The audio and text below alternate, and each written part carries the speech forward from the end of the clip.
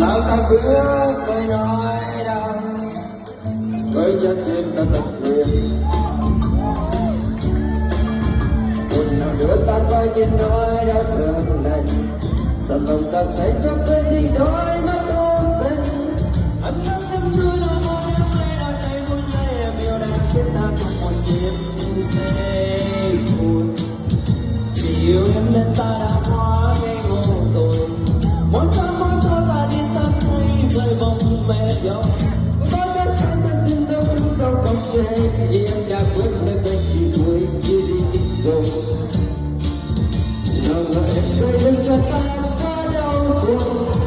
người con người là người khi có mê say ông lòng vỡ nát bước lên trong linh hồn ta lỡ yêu em rồi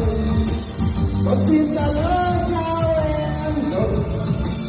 đời xây ta người con nhau đời tình thì bên em có hay không nào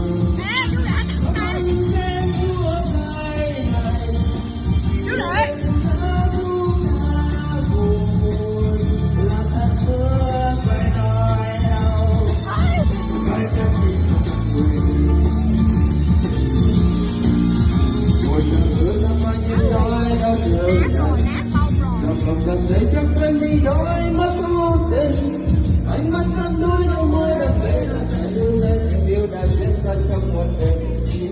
buồn vì yêu em nên ta đã hóa